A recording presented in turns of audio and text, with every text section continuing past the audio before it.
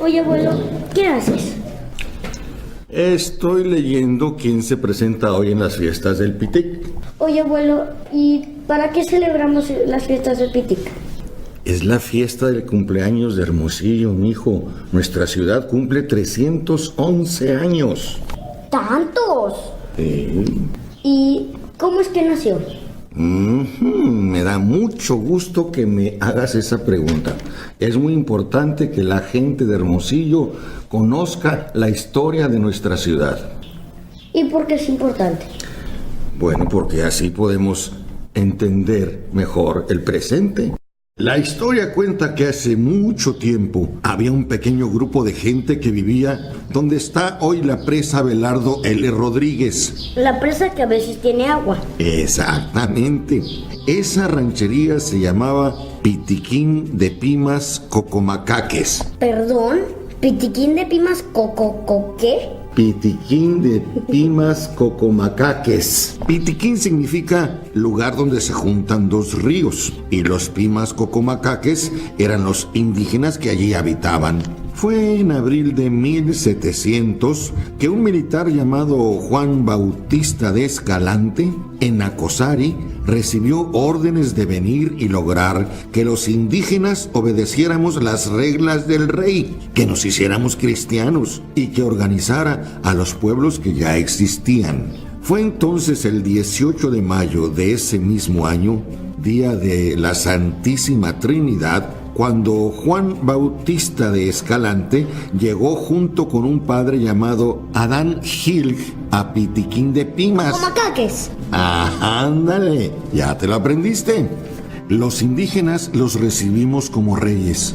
Juramos que obedeceríamos sus órdenes y fuimos bautizados por el Padre. Incluso se nos ordenó construir una capilla y a partir de entonces el lugar fue conocido como Santísima Trinidad del Pitic. Abuelo, ¿y por qué no hemos ido a ese pueblo? No, hijo, ese pueblo ya no existe, pero la gente se refiere a él como la iglesia vieja. Pero pues ya no hay rastros de él. Entonces, ¿qué pasó? En estas tierras no todo era paz. Había peleas constantes entre tribus. Y por eso a un gobernador llamado Agustín de Vildósola se le ocurrió construir un presidio para proteger a la gente y se vinieron a las faldas del Cerro de la Cruz. ¿Un presidio? O sea, una cárcel. No necesariamente. Un presidio es como un cuartel militar. Lo mandó construir para que el ejército calmara estas guerrillas. Ese presidio estuvo en la parte sur de este cerro y llegaron 100 soldados para vivir en él y se le llamó Presidio de San Pedro de la Conquista del Pitic. El Cerro de la Cruz es el que está junto a la Casa de la Cultura. Exactamente, por donde hoy está Villa de Ceris. Los soldados empezaron a formar familias, se empezaron a construir casas, a repartir tierras para cosecharlas y el lugar empezó a crecer. ¡Wow! Así es, el tiempo transcurrió y en 1783 un tal comandante Teodoro de Croix dibujó un plano para construir la villa de San Pedro de la Conquista del Pitic. Sabes que es una villa, ¿verdad? Sí, es como un pueblito donde hay una iglesia y casitas y caballos. Exacto. Además de que los habitantes también tenían que pagar impuestos. Pero mejor no hablemos de esas cosas, ¿eh? Pero, ¿y por qué se llama Hermosillo? Cuentan que para el principio del siglo XIX, este ya era un lugar muy agradable, con 8,000 habitantes. Había huertos regados por el agua del río y con grandes campos donde se cosechaba principalmente la uva.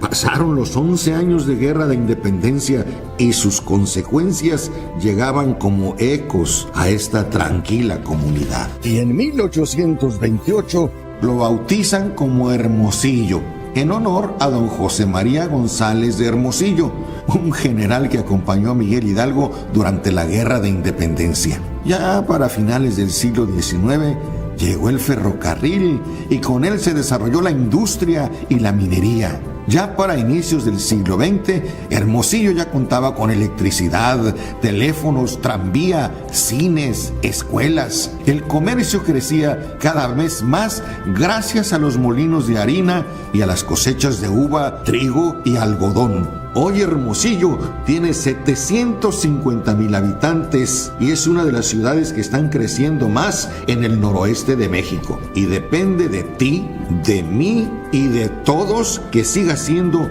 un lugar tranquilo para vivir.